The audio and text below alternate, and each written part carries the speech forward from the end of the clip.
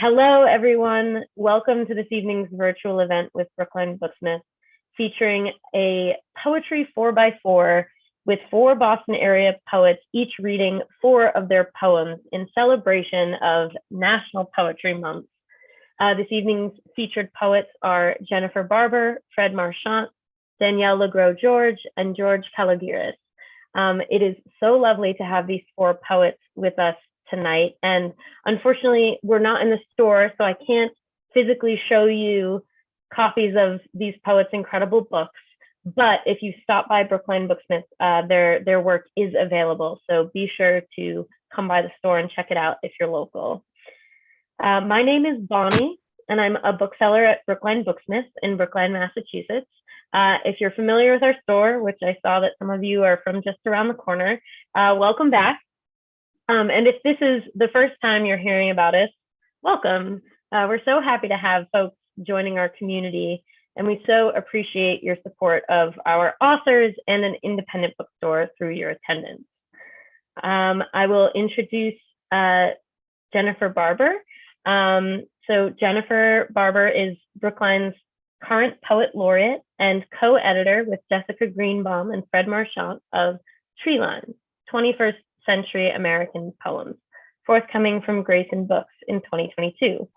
Her poetry collection, The Sliding Boats Our Bodies Made, will be available in 2022 from the WordWorks. And I will hand it off to Jennifer as our MC, our poetry MC of the evening. Thank you very much, Bonnie. And those 2 books, in the meantime, have come out. Tree Lines and The Sliding Boat. I really want to thank Brookline Booksmith because the store, through ordering books, really kept me grounded during the pandemic, and I'm very appreciative of that. I also want to thank the Brookline Commission for the Arts. It's a pleasure to introduce our first reader, George Calageris. George's most recent book of poems is Winthropos, Louisiana State University Press, which came out in 2021. And his previous collection, Guide to Greece, was also published by LSU Press. George teaches literature and classics in translation at Suffolk University in Boston. On a personal note, I'd like to say that having George as a colleague at Suffolk for many years was a tremendous gift. To watch his new books emerge, to learn from his wonderfully moving poems and translations, and to sit in now and again on his unforgettable seminars with David Ferry. George is an ongoing inspiration to me as a poet and as a person. Please welcome George Calageris.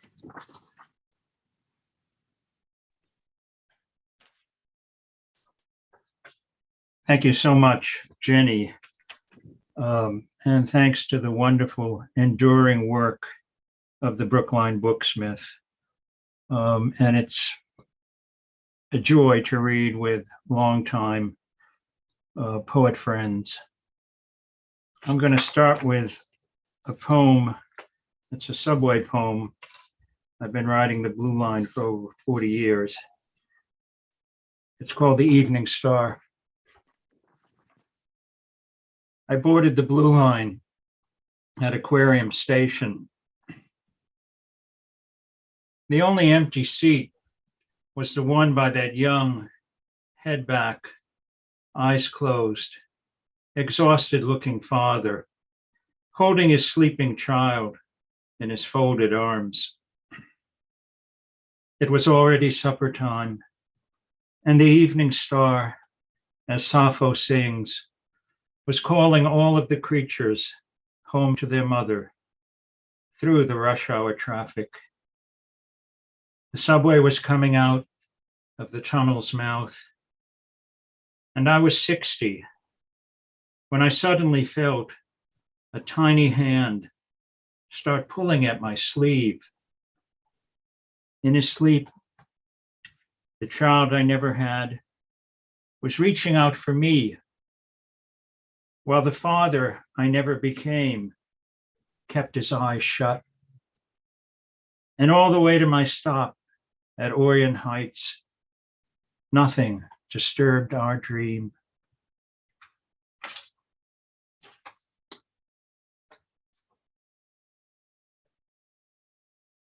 The next poem I'm going to read is an Alzheimer's poem, and I was very grateful to Jenny and her wonderful Brookline Laureateship, in which she has set up seminars, and she used this poem in one of her workshops.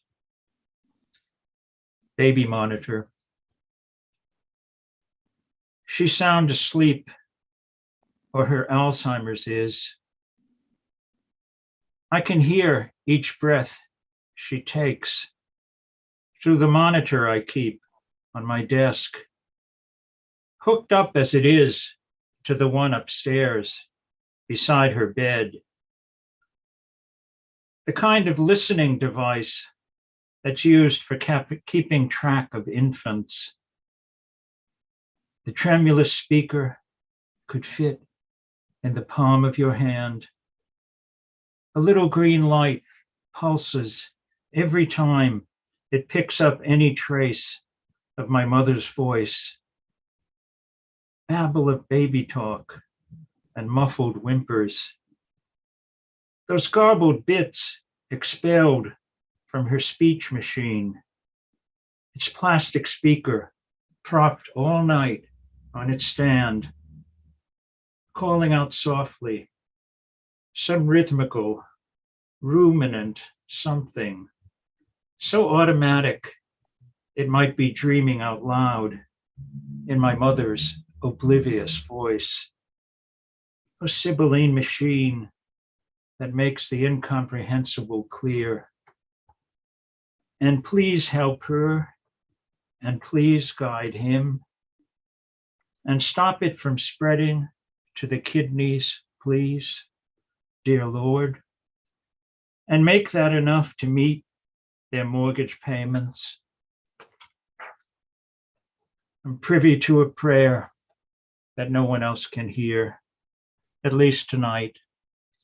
Some primal psalm, for all are nameless, but none of them forgotten. And please, and please, and please, goes the little green pulsing light.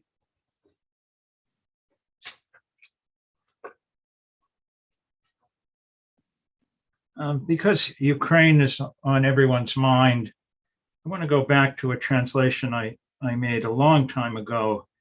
It's of the Jewish Russian poet Osip Mandelstam. Mandelstam died in the Soviet Gulag.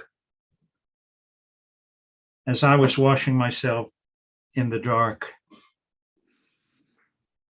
as I was washing myself in the dark, washing outside where the ice cold water kept spilling over the rim of the barrel, the evening stars against the horizon glisten like salt on the blade of an axe. As I was washing myself in the dark, I saw the locked gate that couldn't keep out the menacing look of my surroundings once it had entered my state of mind.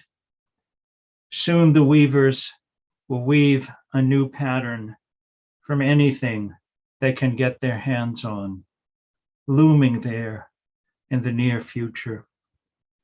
No matter what fabric they happen to stitch, I don't think the seams will ever be finer than a single line of honest speech.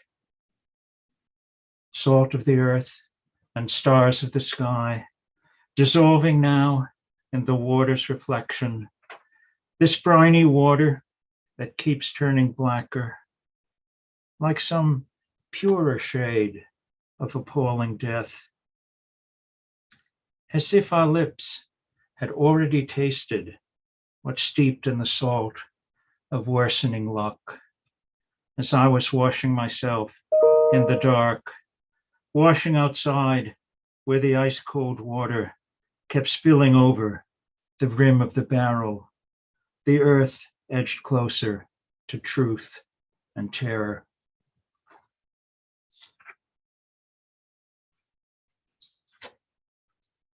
This past weekend, it was Greek Orthodox Easter, and I want to read a poem connected with that, in particular with the Saturday night midnight mass.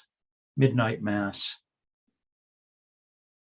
Even before the Easter candles were lit, illuminating the grainy lines of their faces there in the darkening church, I knew how tired and weighted down those immigrant laborers were. And just by hearing the creak of their crowded pews, at stroke of midnight, when everyone rose to sing Christos Anesti, and I could believe my ears, as if the wood had sounded the timbre of sheer exhaustion's faith, and I felt it in my bones. All the aches and pains in that lurching yet limber way the congregation got to its restless feet, en masse, but not in blind obedience. Not even the groaning wood and Grunewald, as under the weight of the word, the beam of the cross contracts, uplifts me now, like that supple creak I heard at stroke of midnight, when everyone rose, at least to sing in the dark, including those front pew elders standing without their canes and their walkers. Thank you very much.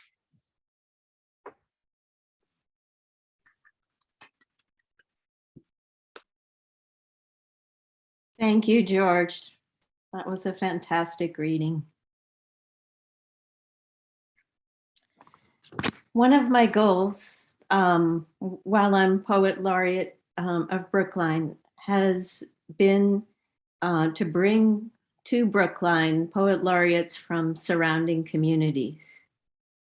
Tonight, we're very lucky to have Danielle Legros Georges, who served for 3 years as Boston Poet Laureate.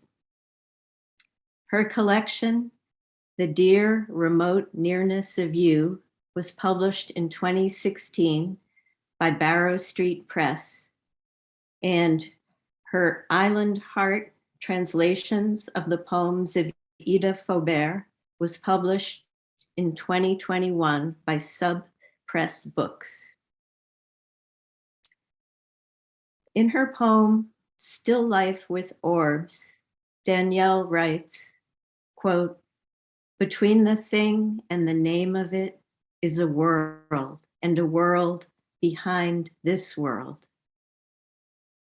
I can't think of a better description of what Danielle's poems do and what poetry itself can do. Please welcome Danielle Legros Georges.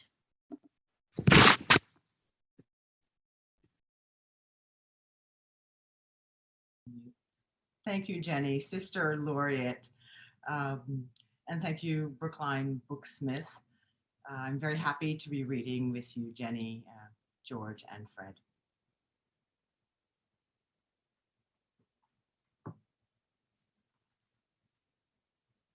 In the next town. What about such gravity makes us want to live? Pulled from the rubble, a woman in ash. A boy who carries his sister, broken-armed, down a hill. What in us says life? Life. Life after 20 days entombed. Life in the singing, at the door, not even a door. The remains, the imprint of a church. The Lord somehow, the saints,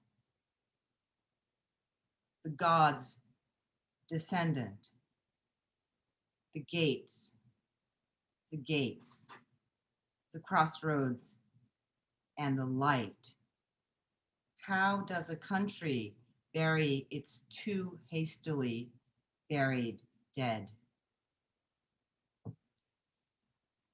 I'm thinking, of course, of the many instances and current sites of war, how they disallow for the rites of mourning, in some cases burial, how they complicate remembrance that is part of the human project of dignity.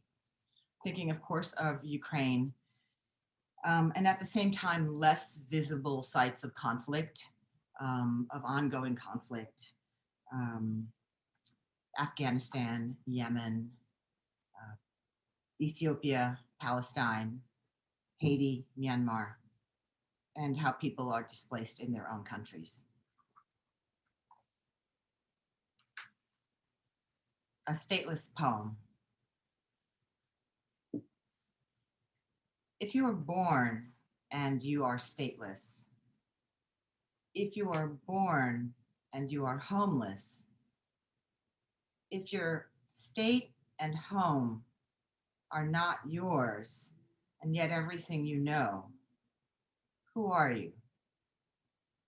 And who am I?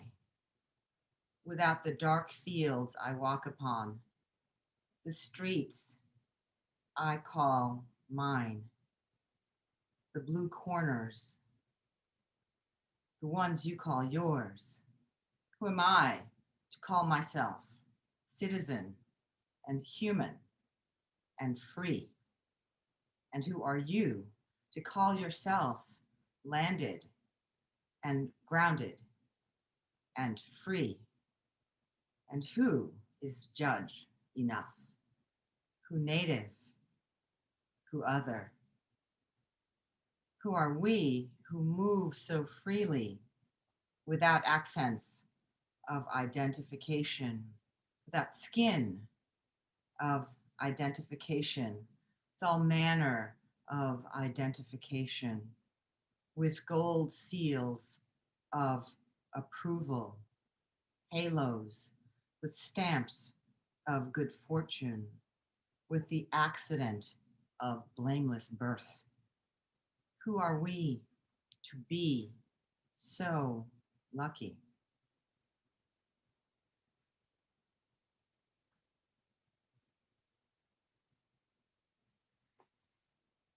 I'm going to switch gears a little. I think you sensed my outrage in that poem.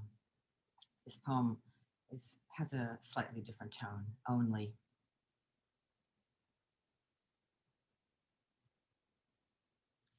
Nature hides the most beautiful design, the norm, the anomaly, the rare, the rarest, which is to say, the only. And aren't we each, twins even, only?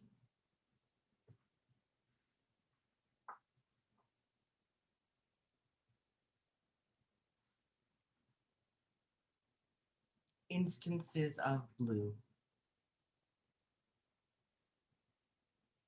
And this is my last poem.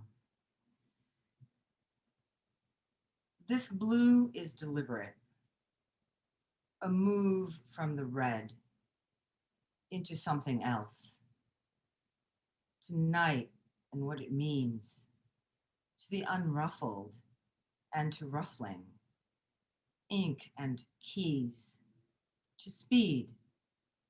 Expression is the antidote to repression. So be it.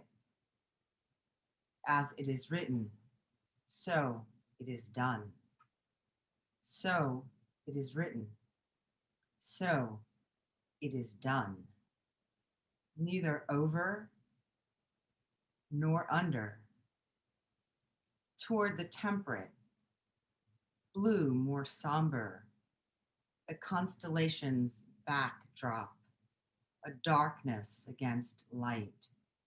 Black's sister, spare, the one between navy and aquamarine, green and aquamarine, a bath, a sea, a sky, its quality of never-ending forevering and everything, a robin's egg, danger blues, the maps of the world, the new maps, blood through the flesh before it pours out of the body, the blues, of course, women singing, singing through, singing past the blues, away the blues, my grandmother's belts worn beneath her peacock dress, her devotion to Pale Mary, mother of all mothers,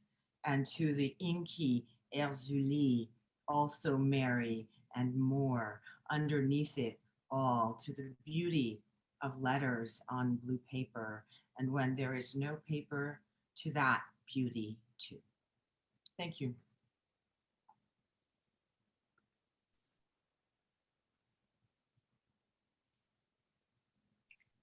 Thank you, Danielle. That was a beautiful reading. And that question of who are we to be so lucky is, I know, on everybody's mind. Fred Marchant is the author of 5 books of poetry, the most recent of which is Said Not Said, Grey Wolf. He is also the editor of Another World Instead, the early poems of William Stafford, and the founding director of the Suffolk University Poetry Center in Boston. As with George, Fred and I were colleagues together for many years at Suffolk. And well before that, Fred was a poetry mentor to me, as he has been to so many others, helping me with every aspect of my first collection, as well as with each subsequent one. Maxine Hong Kingston has said of his poetry that, quote, Fred Marchant teaches and awakens the soul. I would add that his deep understanding of poetic technique is always in the service of this instruction and awakening.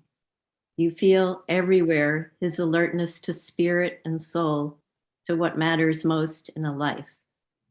Please welcome Fred Marchant.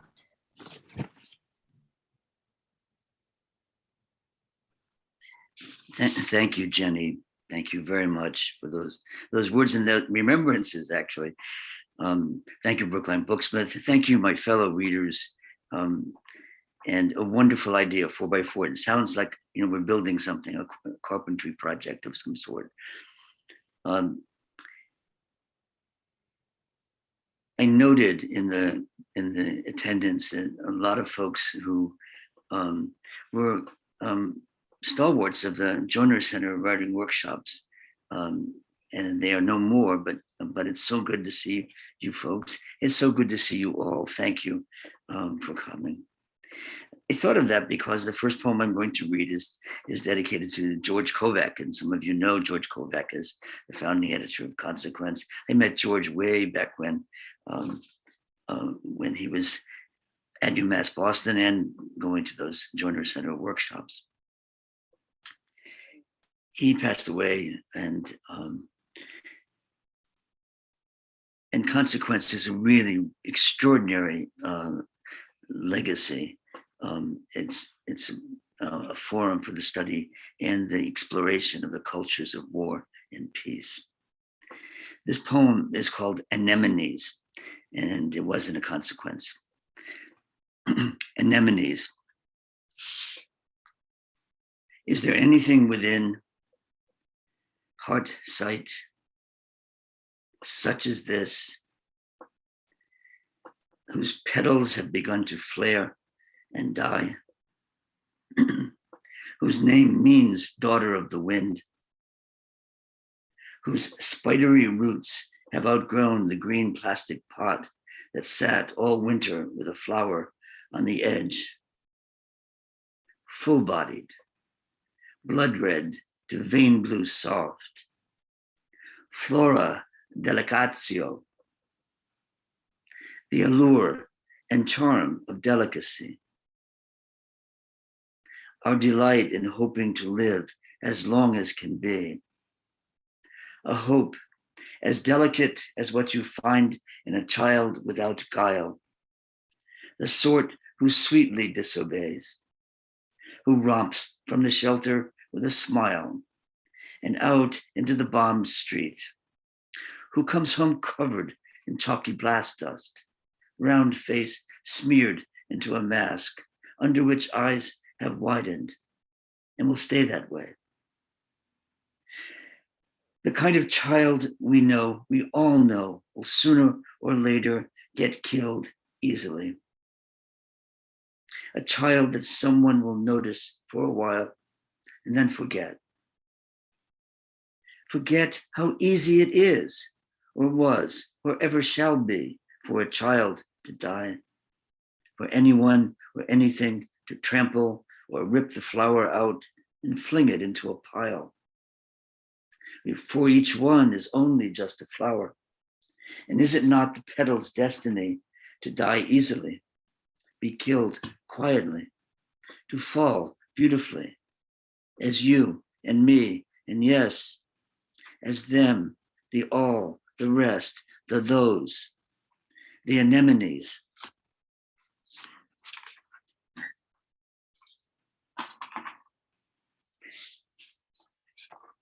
I'm going to take a moment and sort of discuss a little bit of the context of the next couple of poems. And a strange irony of this month is that the National Poetry Month is also the month of Parkinson's disease awareness in this country and around the world. And Parkinson's has touched my family and perhaps many of yours. It's not easy to be touched by that disease. I've spent some time in nursing homes visiting in the past 6 or 8 months. And the voices of those visits, the voices that I imagined as well as heard, stay with me. This is one. Applesauce. There's an epigraph from French poet, almost contemporary, Eugène Guillebec. Your poem brings us into the world, says Guillebec. Your poem brings us into the world. Applesauce. Mine says, leave me alone. But they come round with applesauce in a spoon so light it could be plastic, but is a thin metal that adds its taste to the puree. We're on 2 pills designed to bring me back to life, rest, and wait for me to open wide. Pills in pleasing violet, meaning they are the extended release. So says the good nurse, to whom I reply, I am trying not to cry and just want to go back to sleep, go back to my dream, which is now the best part of any day, almost every night.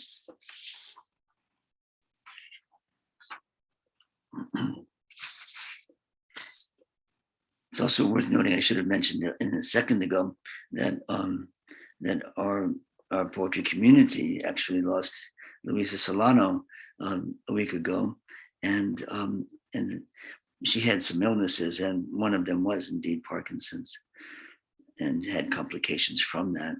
Louisa Solano, for those of you who are new to the area, was the 34-year owner of the Gros Poetry Bookshop in Cambridge.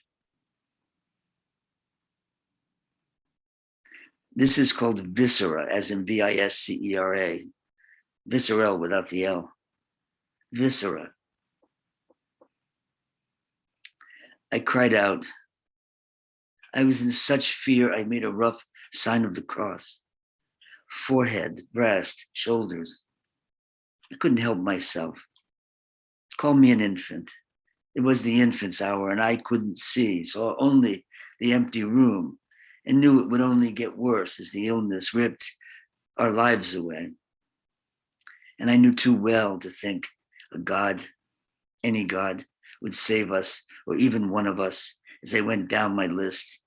The God of no gods, the God of never there and wouldn't go there, the God in disguise who liked to go ta-da before saving anyone.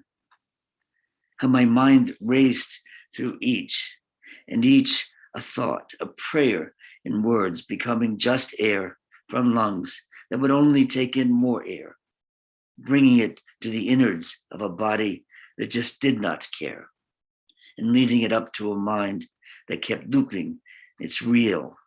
And what the old king said to his daughter, how from nothing comes nothing. A scene at night, a granite throne room, large, empty, barely lit, a rough cut floor, hard on the knees of the faithful. I'm going to end on a pleasing note, although it's actually connected to these other voices. For the pandemic era, I've been privileged to sort of sit outside my house late at night and take notes, maybe have a drink, read poems, and be visited, by various animals, various birds, especially. But this is one that I really want to share with you. This, for everyone who doesn't know what this is the saw-whet owl.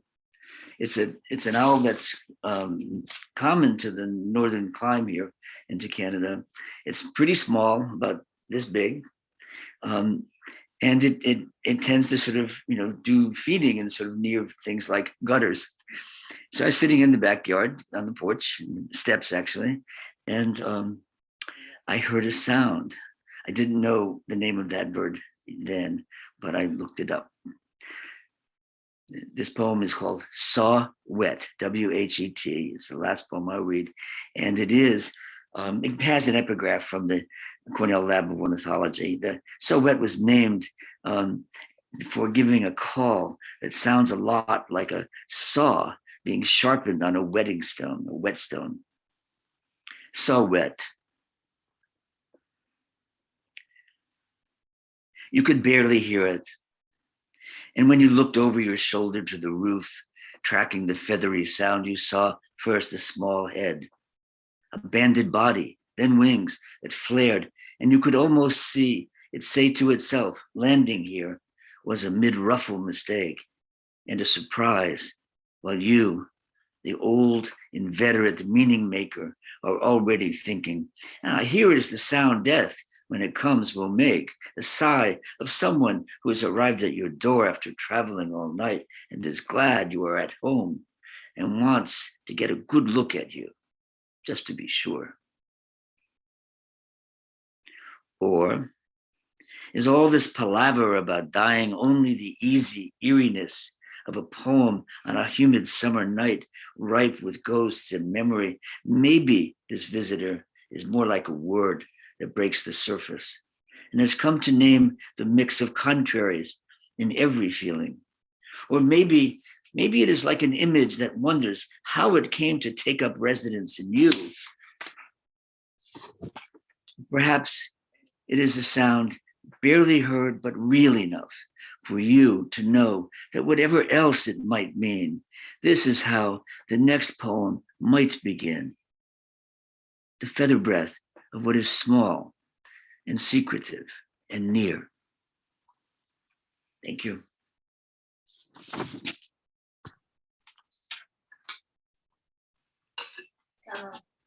Thank you for those powerful poems, Fred. And I want to thank George and Danielle again before I read. Those were all three of you stunning readings. Thank you.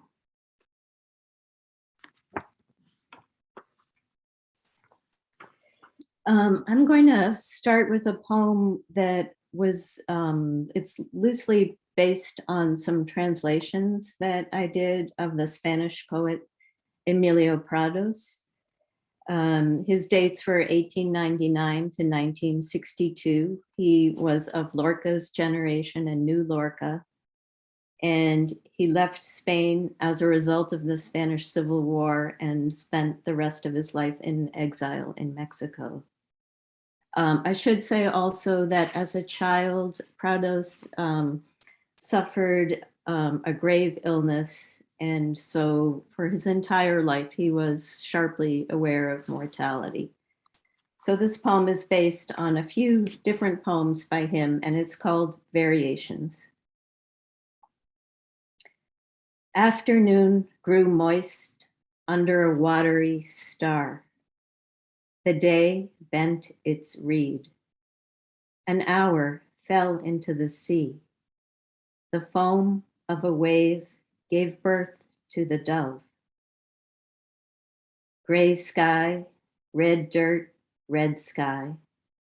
A thrush flies from one olive tree to the next. Sunset, a toad made of cinders and gold. Tangled in an olive branch, the moon stays behind. I closed my door to the world, my flesh lost in sleep. I kept inside myself, magical, invisible, naked as a blind man, lit from within, filled to the rims of my eyes. Trembling, unseen, I stayed there in the air like clear water in the glass, transparent angel in a mirror. Once I dreamt of sleep, another time of death, another of being alive. Now I believe that to dream is to sleep alive in death in order to forget its name. I have no rest. The one who might wake me isn't here. And the jasmine next to the fountain, and the star with its aroma, and my heart in the dark. Lie still, moon, the night waits for you.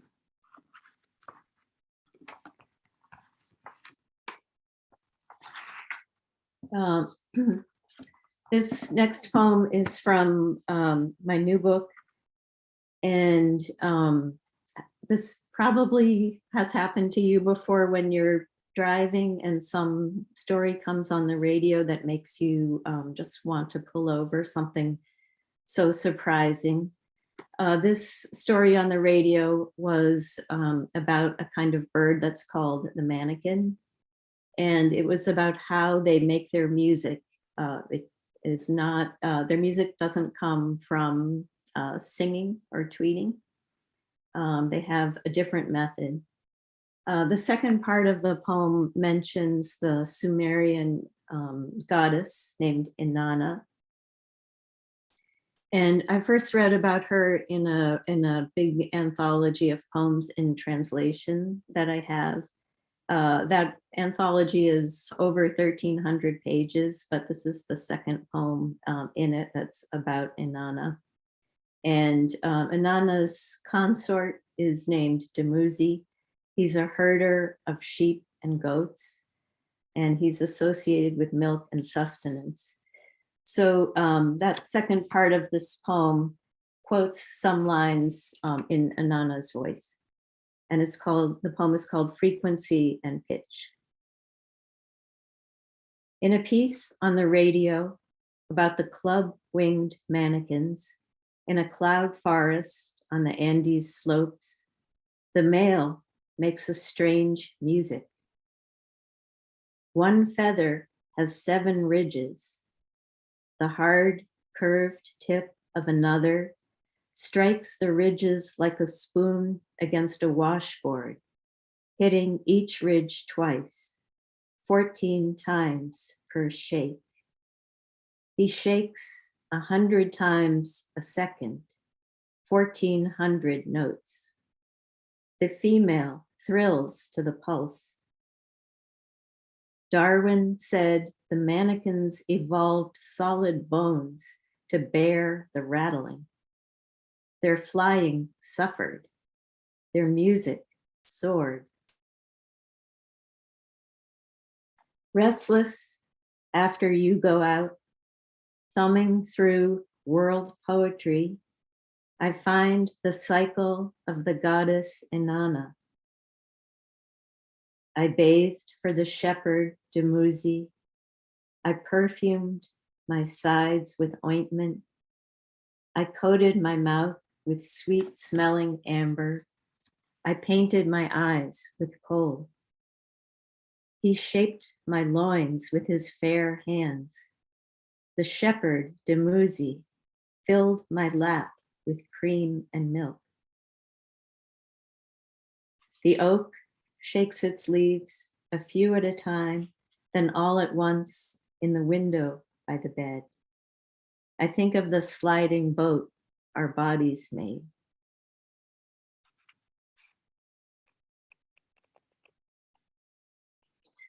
I was at a poetry reading a couple of years ago where a younger poet asked an older poet in his 60s what it was like to be that age writing poetry.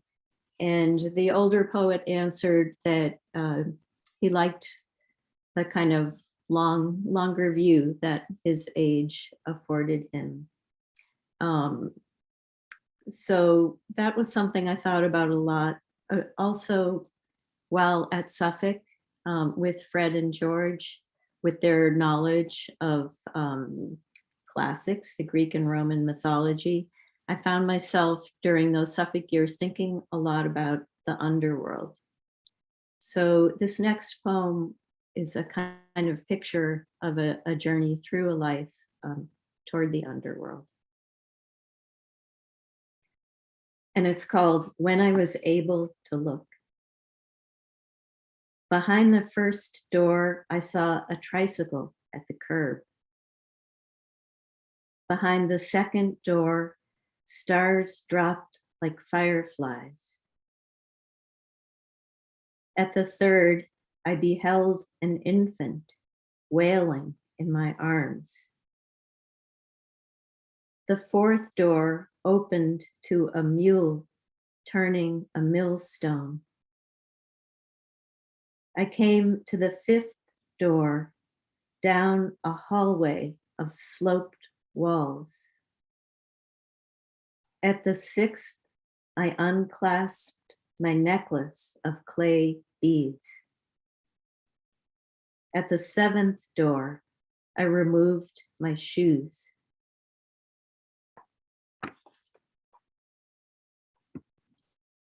And I'll end with a poem about a lake. It's called Lake Constance.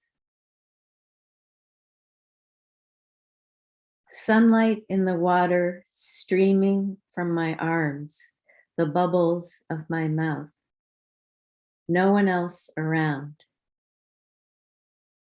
I'm here between the heavens and you, the edge of sky and the tops of trees, an angel says. Between the burning world and flooded world, the first day and the last. And his words take on the sound of waves mumbling on shore. July drought mixed with August rain. Patches of blue among the clouds falling to the water like dropped leaves, their shadows gliding over fish, breathing through them, into them. No, not an angel, not the words, but the lake cradling my limbs in ripples striated with light. Thank you.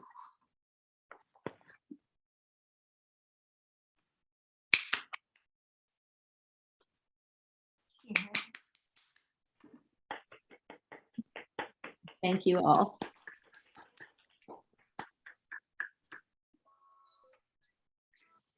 Thank you, Jenny.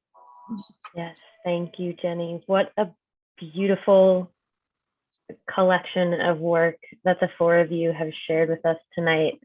I did want to take a minute to our four amazing poets. If you haven't looked at the chat yet, I would definitely recommend just giving it a little glance. There are folks in there who are very moved by your work.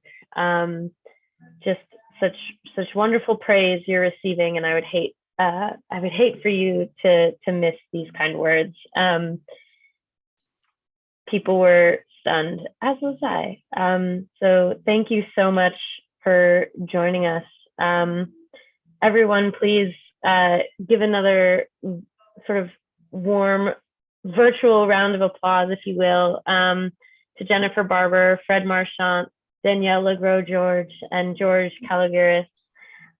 What a beautiful and incredible evening of poetry.